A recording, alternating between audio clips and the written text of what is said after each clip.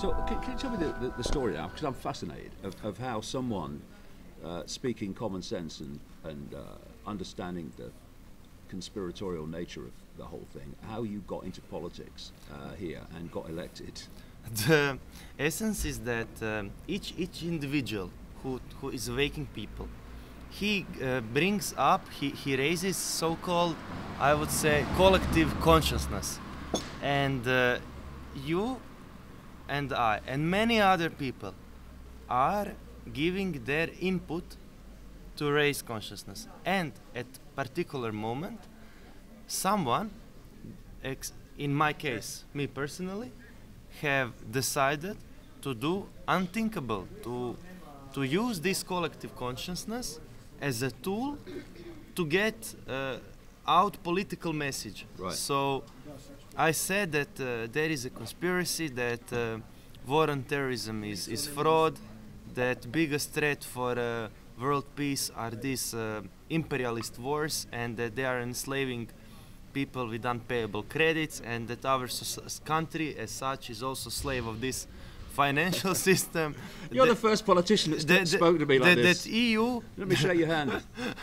The breakthrough. That EU is... there is no democracy there. And people say... I've seen protests in Britain for staying in EU. And they say that Britain should not get out. And the guy came to that protest and he asked them a simple basic question: are you for democracy? And they said we are. And then they asked, why don't you then accept the will of majority? And then they didn't want to speak anymore. Then he asked them, do you know who is the president of EU? They said, we don't know. So basically people are unaware of reality. They are living in a dream. And there is a saying, if you see somebody in a dream, wake him up. Yeah, wake him up. Yes. So you became obviously well known.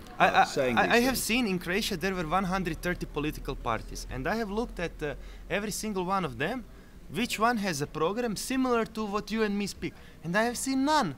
And then I started my own political party. I gathered 100 people, as much as necessary, and I went to elections. And I speak all as you, except the lizard stuff. Yeah. They're not ready for that yet. Yeah, the other stuff's good enough though. Yes, it's unbelievable. The fact that we are being ripped off and robbed by private banking cartels, it's a shocking truth. And they are not rich because they work hard. They are rich only because they privatized process of money creation. That's the pure, how to say, pure truth. What were people's reaction to this when you started talking about it publicly?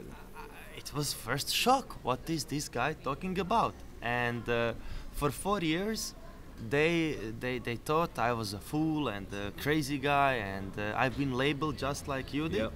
And after 4 years, the state of collective consciousness had raised, because when I realized that credits are unpayable, and I was thinking, when I speak that to people, nobody cares. They say, like, what do I have to do with that? And then there are these foreclosures, banks evict people. And then we started to block by our own bodies evictions of people. And on 4th April there will be eviction. And you can come there, you can see how police drags us and arrests us and so on. And through that sabotaging evictions, we have gained nationwide popularity. Okay. And our election date was, that's interesting, on September 11.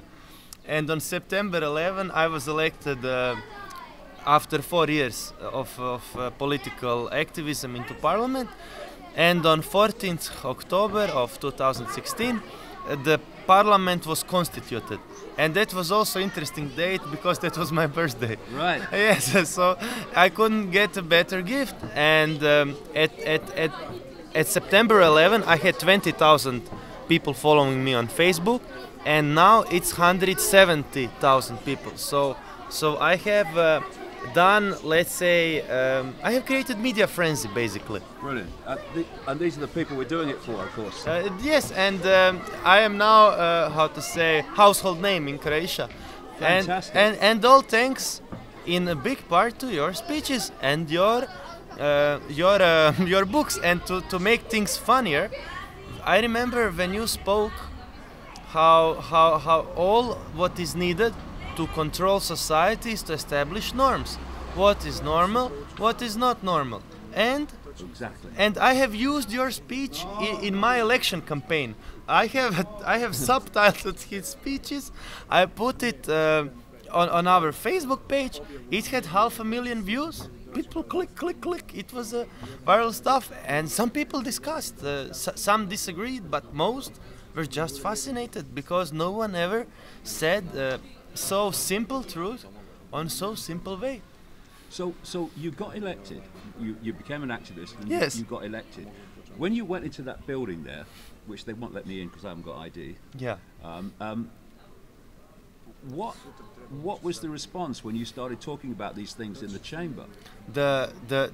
It was interesting when I spoke truth about NATO alliance, NATO pact. I don't know how to call it. The media, let's say, labeled me as a fool, but the world media, they were interested. What's your saying on what do you think, and what's your view? And I gave interview for Sputnik, Russian news agency, for Turkish satellite TV. I was quoted even by New York Times.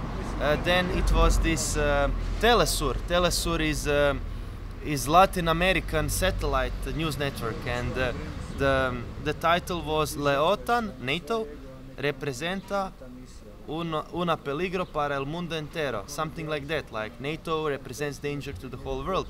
And I have compared America with Hitler's Germany, and they asked, how can you compare the two? And I said, just count the countries which Hitler invaded, and then count countries which America invaded, and then combine the death from Vietnam to Nicaragua, and you will see, you will come to close numbers. See, this is the thing.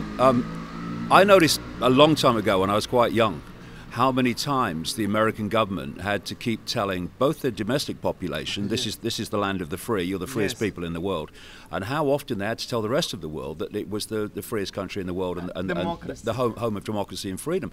Look, if it is, you don't have to keep telling me. But of course the narrative of that is to Repeat lie Yeah, as long to- as people don't believe in it. to stop people actually looking at it without that narrative in their ear all the time and going, well, actually, just as you've explained, let's look at who's been behind the wars since 1776. Yes. I mean, when you've got a situation like in the last 8 years with Obama, where he came in saying, a peace and all that stuff, and wins the Nobel Peace Prize, before he does anything, and then every single day of his 8 years, America was at war with somebody. Yes, the biggest issue is regarding laws in America which are similar to Nazi laws. For example, in every legal system, even in Russia or in China, for you to be killed, there must be some legal proceedings. There must be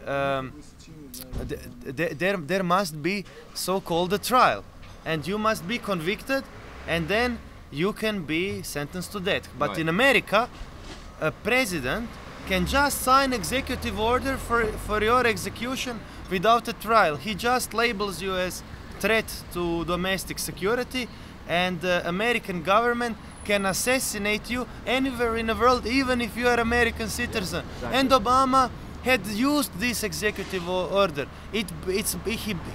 This kind of legislation is allowing arbitrary killings, which is not normal practice. Also, torture in Guantanamo. People know what horrific stories came from there. And Obama didn't close Guantanamo. He kept on with these invasions, and he got the Nobel Peace Prize. Yeah. That's the paradox in the whole situation. Well, if you follow the history of the Nobel Peace Prize, I mean, some of the people who have got it has been some of the world's biggest killers and manipulators of conflict, ironically. But I think, if you look at what happened when Russia and the Syrian army went into Aleppo, and then you look at the coverage of the Western U.S. Going into Mosul, the situations are basically the same. There's a lot of civilian casualties, but the coverage of it, one's demonized and the other one's liberating. You know, I mean, and so you can see why people get this slanted view of America, because they're getting fake news about it all the time. Yeah.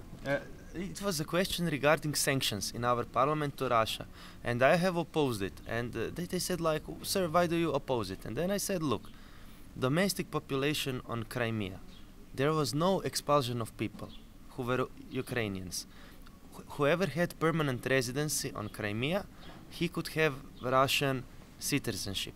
Also, there was a referendum, and Russian government, they asked Western observers, if they don't believe in legitimacy of referendum, to come to overlook. They said, no, we will not. Why? Because they knew there is Russian majority and that referendum was real, that people wanted to join Russia.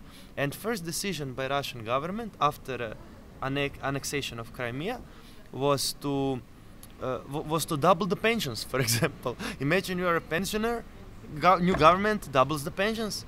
You can't, there was no revolt of people, you know. And in the same time, Israel is breaking all international law, all international norms. I will just count few. First, in 1948, Israel expelled 750,000 Palestinians from their own land and confiscated their property in present-day Israel. And although there is a UN Security Council resolution 194, which says Israel must allow return of refugees, up until today these people have not been allowed to return, and that's why Palestinians are the biggest refugee population in the world today, 4.5 million, more than Syrians. Nobody speaks about that. Right. Then you have UN resolution 242, which says Israel must withdraw from West Bank. Israel didn't withdraw from West Bank. You have another United Nations Security Council resolution 497, which says that occupation of Syrian Golan Heights is null and void. No basis in international law. Israel doesn't want to pull out. Then you have another Security Council resolution 2334, which says Israel must stop building illegal settlements on stolen land. Israel disregards all this, and Palestinians in Israel and occupied territories of West Bank can only dream about status of Ukrainians in Crimea. And I asked Spanish ambassador in Croatia, sir, if you are so eager about international law and you think sanctions on Russia should apply, why then you don't think that the sanctions on Israel should apply too? Or if they shouldn't apply on Israel, why apply on Russia?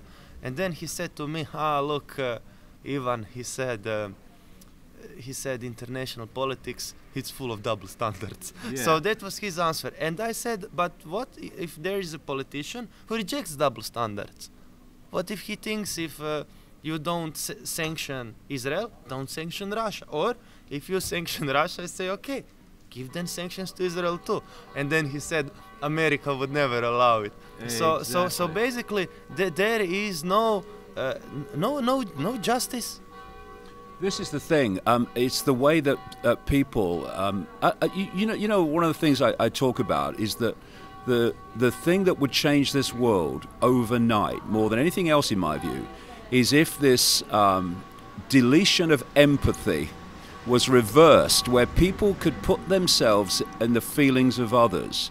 Because if you can put yourself in the feelings of children on the ground, you don't bomb them from the sky. Yes. And these double standards you talk about. You don't finance terrorists. And I have said to our president when I was talking with her, yeah. Miss Kolinda Grabar-Kitarovic, I said to her, why is America funding terrorism? And she has no answer to that. And I asked Finnish ambassador to Croatia. I said, Irish ambassador to Croatia.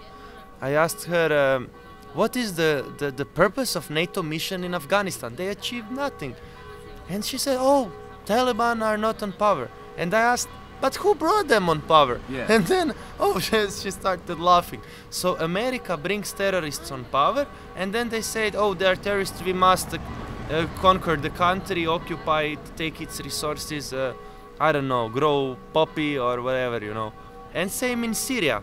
They support terrorist groups, and then when they bring them on power, then they say, oh, they are terrorists, we must intervene.